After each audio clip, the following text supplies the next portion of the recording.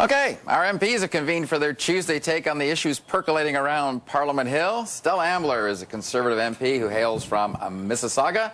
Jenny Sims is an NDP MP from North Delta, BC. Yvonne Jones, Liberal MP who comes all the way from Labrador. Welcome to you all. I haven't seen you for a long time. Thank you, Don. Look, this Nadom thing is getting kind of silly. I mean, in some ways, I don't know how hard it can be to give someone the most coveted judicial prize in Canada. I think we spent $80,000 getting legal advice, another $150,000 on translation and other services. Jenny, you made a statement about the other day. Your head must shake. How does this thing, is it over now? Stephen Harper said he's going to abide by the spirit and the law of the decision, or is there still more to come? I heard a bit of both, like we haven't decided and then saying we will abide by the decision. Well, we have our court system and it's separate from the political arm for a reason.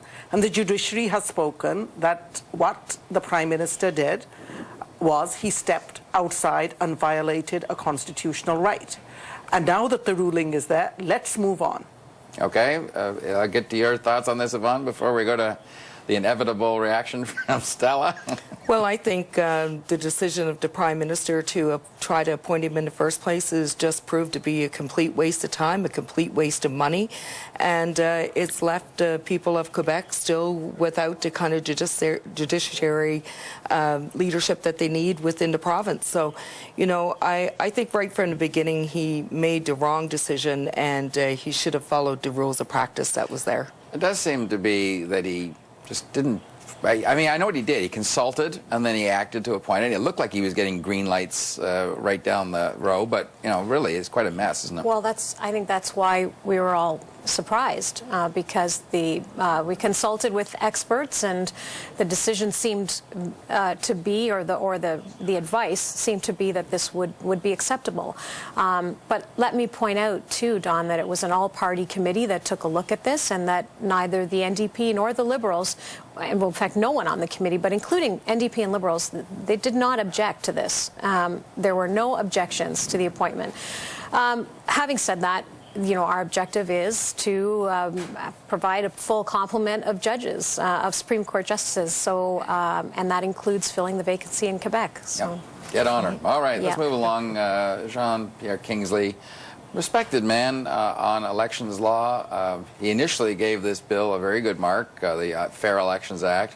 He didn't change his grade, and we're going to ask him later if he would, but he didn't change his grade, but he certainly had some criticisms of it. I'm asking you, Stella Ambler, isn't it time to give this thing a rethink now? There seems to be criticism coming at this nationally, internationally, from people who initially thought it was a good bill, now have doubts. I think he expressed some concerns, no doubt, but I also believe, and I've been talking to constituents a lot about this, and there is some concern out there. But when you put it to the average Canadian, when you explain that when you say, don't you think it's reasonable to present ID? And we're talking about the vouching, which seems to be kind of the #1 concern. When you're talking about going to a polling station and not having to prove that you are who you are or that you live in that riding, most people say, yeah, I guess it is reasonable. And, you know, and then when you say that there are 39 pieces of identification that can be used, you realize that most people have one of those things or two, and so you don't. I mean, the minister today was saying, you know, pointed out in question period that you don't even need photo identification. The requirements are not that onerous. Yeah, Jenny, I want to get to you on that though, because it does seem to make sense that you should have some idea. It's a phone bill or a hydro bill or something that says, hey, I live at this address, that's my name. What's so hard about finding some ID like that? Why do you have to have someone come along and say, I'm vouching for them, you can vote? You know, first of all, both the current Chief Electoral Officer and the longest serving electoral officer have both said that vouching has not been a problem. But what it did was it allowed some of our most vulnerable community members to vote where they may not have done. And you know, when somebody vouches for somebody, that's a very serious act. They actually have to sign and do all of those things.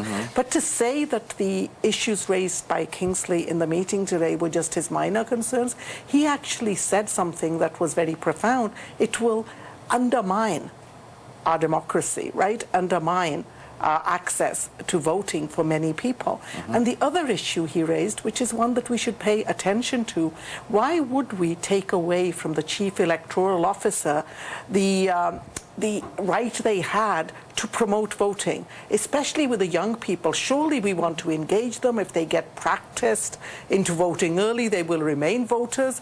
And what we've done is we've muzzled the chief electoral officer, and they can no longer, they were not engaged in partisan activities.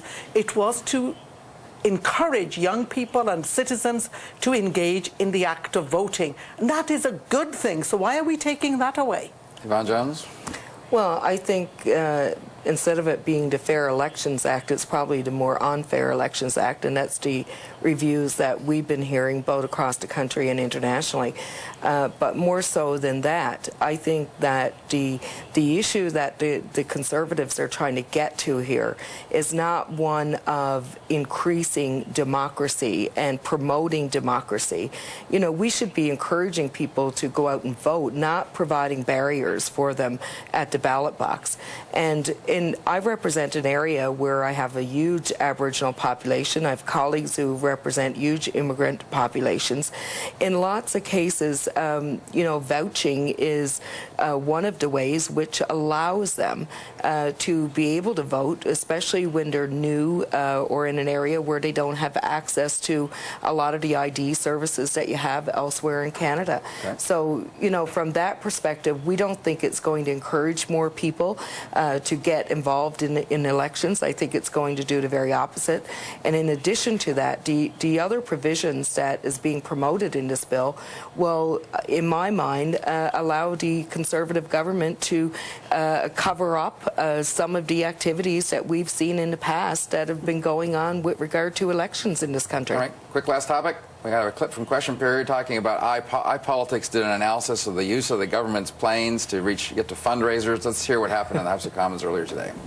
The Prime Minister has stuck taxpayers with the bill for nearly $120,000 in flights on the government's jet by their party's bagmen. Why is the Prime Minister's plane being used as a perk to reward Conservative Party bagmen? The RCMP are in charge of the Prime Minister's security. They, of course, recommend that the Prime Minister does not fly a commercial, Mr. Speaker. Obviously, when the Prime Minister travels on Conservative Party business, those costs are reimbursed to the taxpayer, Mr. Speaker. That's a policy that this Prime Minister brought into place, Mr. Speaker. I'm proud of the fact that this government has, of course, reduced the use of challengers by some 75% in comparison to the previous Liberal government. At the same time, Mr. Speaker, the Leader of the Opposition might want to explain why he's charging taxpayers for offices across this country where he has no members of Parliament, Mr. Speaker. All right, Stella Ambler, I got to get your thoughts on this quickly. I mean, it seems to me you're carrying fundraisers around the country on government planes. That doesn't sound quite like it's appropriate use of government aircraft. Well, it's also absolutely untrue.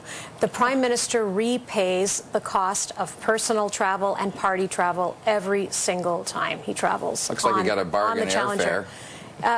He repays the cost of the equivalent commercial flight, which is the right thing to do, and it's what he's been doing since day one in 2006. Unlike the Liberals, we spend 75% less on Challenger flights, on Prime Minister's travel, on ministers. The Liberals, for example, used it as a personal taxi service. That's so 13 or 10 years ago, though. No, Stella. well, but I'm just saying 75%, and I bet it wasn't all that difficult because the Liberals used to just use it.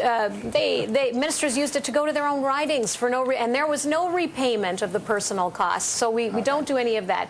And the reason so you're why just as bad as they are. No, we're 75% better. And I think that's we're saving a ton of money. The NDP, on the other hand, is using taxpayer-funded funds. They've never even seen the inside of a government. Yeah, you're right. Let's stick to this topic. So they're opening party offices in places where they don't have MPs. Okay, all right. So first of all, let's say that Harper and his government got elected on the promise of transparency and more accountability.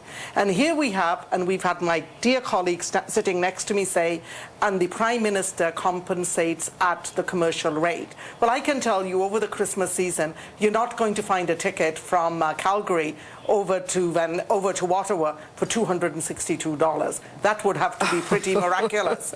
And the other thing I want to say is, you know, and I will say that we have to really take a look at what this government said they would do and what they are actually doing when they're in power. And saying they did it and we don't do it as badly as they don't does not cut it. Okay, Yvonne Johns, I want to get a last word from you. Well, like you, I've never been on a government jet, so I'll get that cleared up. But let me just say, I understand the practice of the Prime Minister having to use non-commercial flights. There's no argument with that.